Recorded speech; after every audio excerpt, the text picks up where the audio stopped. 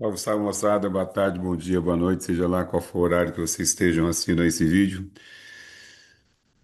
Vamos falar hoje sobre vozes verbais, né? Importante lembrar que as vozes verbais tratam da relação existente entre o verbo e o sujeito, não é isso? São três as vozes do verbo: voz ativa, voz passiva e voz reflexiva, ok? Bom, vamos começar aqui pelo conceito, né?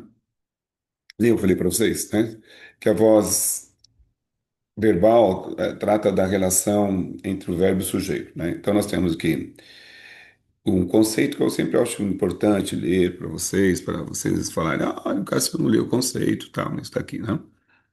Bom,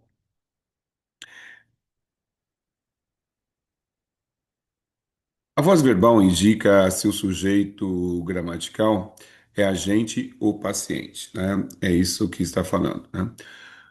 Da ação expressa pelo verbo. Então, nós temos voz passiva, quando ele sofre ação, e voz ativa, quando ele pratica ação. É sobre isso.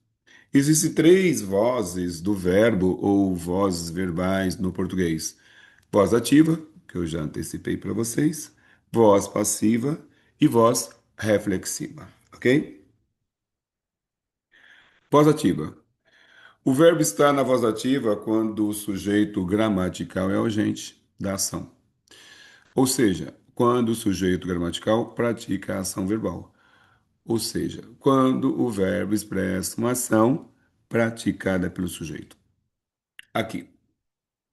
A banca entregou a prova aos participantes. B. Dois corretores corrigem a redação do Enem. C. O professor orientou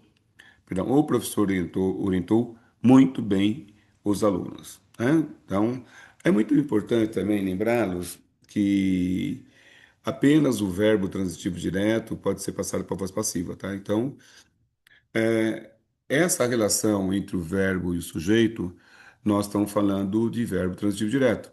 Lembrando que verbo transitivo direto é aquele que pede um complemento sem o auxílio de uma preposição, certo? Esse é o verbo transitivo direto. Então, a banca entregou a prova, entregou o quê? Os dois corretores corrigem o quê?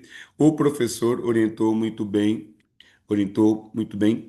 quem? Né? Os alunos. Então, os verbos entregar, corrigir e orientar são verbos transitivos diretos, porque eles não pedem o auxílio de uma preposição, ok? Lembrando que preposição é uma palavra nocional, certo? E essa palavra nocional, ela liga dois termos, né? Melhor dizendo, estabelecendo uma relação semântica, não é isso, entre eles, tá? É muito importante lembrar quais são as preposições de, em, com, para, certo? Entre, a, no caso quando ocorre a crase. Porque muitas vezes o que acontece? Vocês aí é, pensam simplesmente na própria explicação. Ah, verbo transitivo direto é aquele que pede um complemento sem preposição. Mas eu sei que é uma preposição. Então, por isso, seria legal o professor, né, lembrar, fazer um resgate.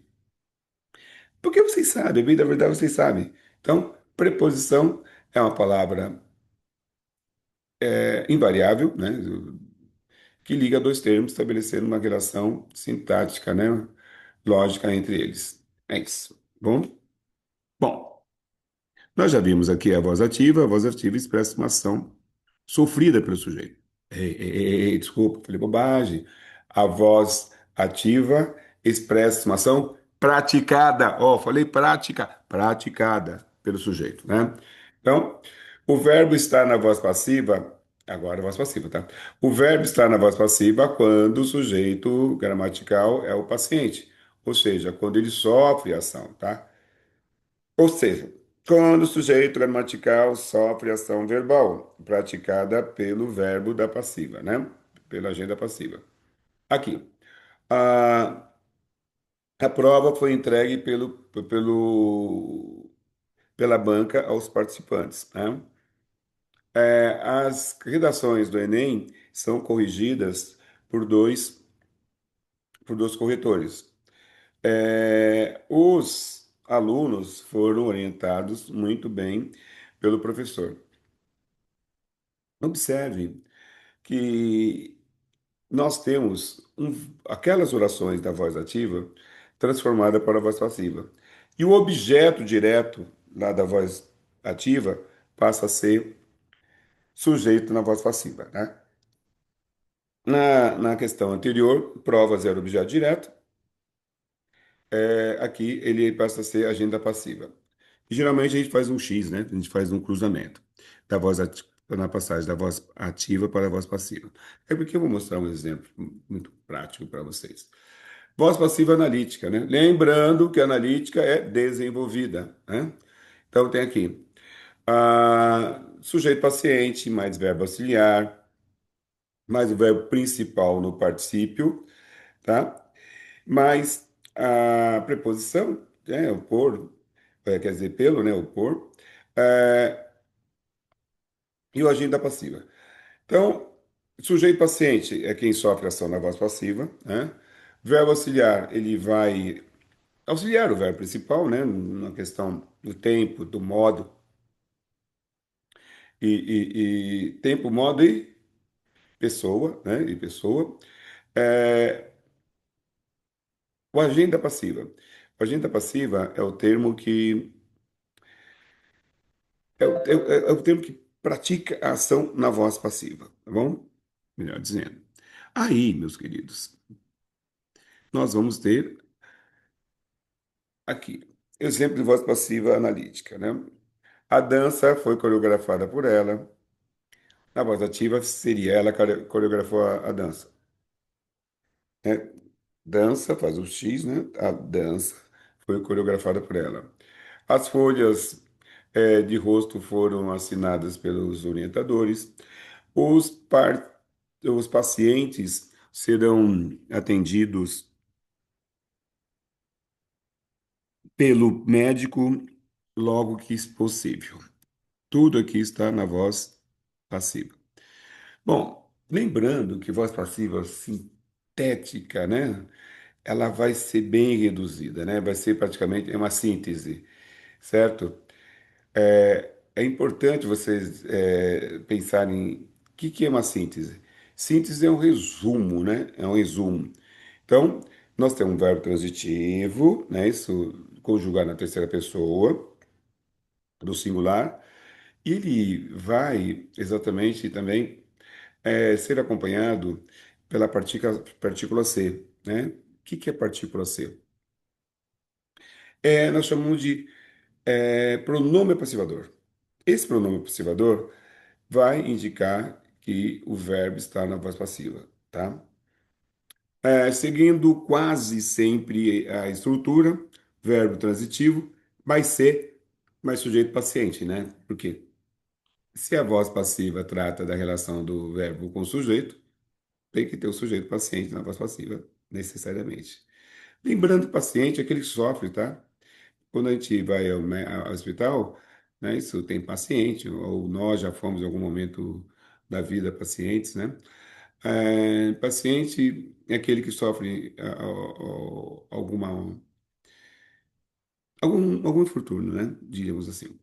Está passando, tá sofrendo algum mal, por isso está internado no hospital, para ficar bom rápido, né? Deus queira que todos fiquem bons. Bom, voz passiva sintética, coreografou-se a dança, assinaram-se as folhas de rosto e atender-se-ão aos pacientes logo possível. Olha, aqui está na mesóclise, porque dentro, quando nós temos aqui na colocação pronominal, só o verbo no pro futuro tem que ser empregado a mesóclise, tá? Claro, se o pronome for necessário também, né? Não vai ficar colocando para mesóclise, né? de graça aí o tempo todo, sem necessidade. Pós-reflexiva. Pá! Ó, bateu, sentiu, bateu, sentiu, bateu, sentiu, bateu, sentiu, né? Voz reflexiva. Ou seja, quando eu me corto, eu estou na cozinha cortando um peixinho e tal, né? Fazer de janta e tal. Aí, o esperto aqui corta o dedo. Quem praticou a ação de cortar? Eu. Quem sofreu a ação de cortar? Eu. Então, a voz reflexiva expressa a ação praticada e sofrida pelo sujeito concomitantemente, ou seja, ao mesmo tempo, tá? O verbo está na voz reflexiva quando o sujeito gramatical é, ao mesmo tempo, agente e paciente da ação, ok? Então, quando pratica e sofre a ação ao mesmo tempo. E usa, ó, é importante lembrar que esse pronome reflexivo aí não é o mesmo ser do pronome observador. No pronome observador, expressa apenas a ação sofrida pelo sujeito. No pronome reflexivo, o sujeito pratica e sofre a ação ao mesmo tempo, tá bom? Por isso é, bateu e se machucou ao mesmo tempo. A menina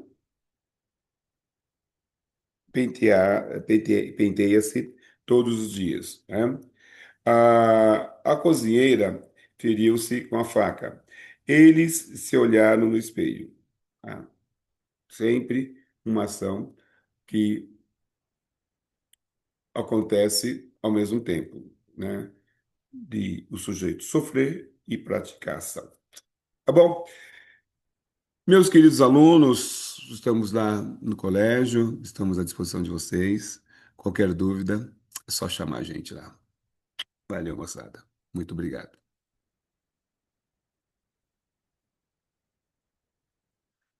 Vou desligar aqui. Agora sim, estou indo embora. Obrigado.